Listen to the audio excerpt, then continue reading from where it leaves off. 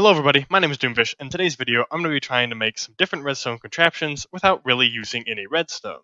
So here I've got two contraptions, and you might be able to guess what they are, but it's really hard to tell. This one on the left could be like a lever. So you get an input in here, and you'll see that it'll actually send the output here. And so I am using these redstone lamps, even though they are technically part of the redstone tab, which is how I'm sort of deciding what is and what I can't use. So anything in the redstone tab I can't use, but I can use stuff like minecarts, all these rails, any other block, anything that's not in the redstone tab. So I'm just using these lamps just to show you guys that yes, it does in fact give off a pulse, just like you'd expect. And so again, this is a lever, and on the right here, we have sort of a button, where you push it once, and it gives off a pulse for a short duration of time, and then it'll come back right to the starting position, and go ahead and give us another pulse, and all of that is all good. So I'm going to be showing you some other designs, and just basically trying to see how far we can get, and see how complicated it is just to make a very simple redstone circuit. So the first design here, although it might not look like it, is a repeater. So it functions like a repeater, can only go one way, and it can extend the duration of your pulse. In this case, is going to be your minecart, pretty much indefinitely. So we can see that we have our button circuit from earlier. We've got this little loop right here, and we've basically got it feeding into itself a bunch of times, and there's a redstone lamp at the very end there. So go ahead and push this minecart over the button. We'll see that it'll just send these minecarts up, and it'll send the pulse all the way down, and then these minecarts will go ahead and reset themselves. So although it's, a lot bigger than a one block repeater, it still gets the job done, sort of. I mean, it still works, right? I mean, it carries the pulse all the way down, it's one way, it adds duration, that's everything a repeater does, basically. So yeah, I'd say this one went pretty well. I mean, as well as you can make it with only using rails and minecarts and solid blocks.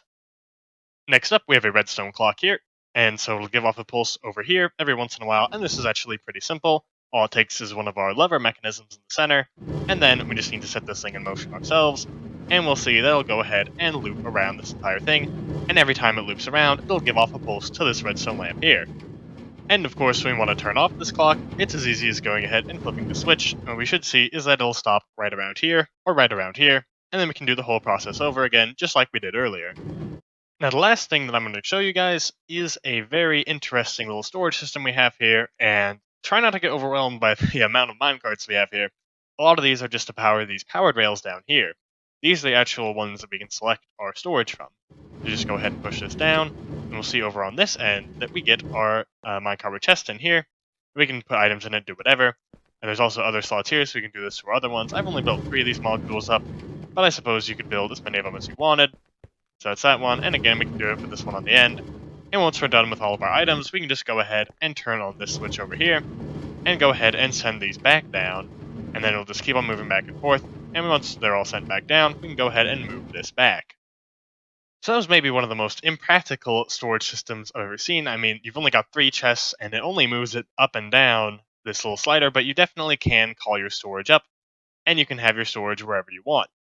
Now, this whole video from our repeater over here, our clock, and all of our other designs, they don't use any redstone whatsoever, especially this one. So in the other ones, I had redstone lamps just to show you that they worked.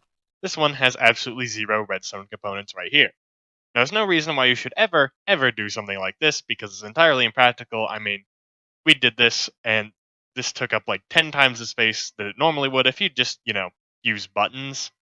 But that's alright, it's just to show that you technically can use these other components that aren't in the redstone category. So the reason this isn't one of my normal videos is because we have just hit 100 subscribers on YouTube, and just like a different 50 subscribers, I wanted to do something a little bit different. So thank you guys so much for all the support over the past couple of months, it really does mean a lot to me, and I can't wait to see where we go in the future. It's very exciting, and I want to thank every one of you who's ever watched one of my videos. And I've got something special in store, and it's one last redstone component that we can use without ever using anything from the redstone tab.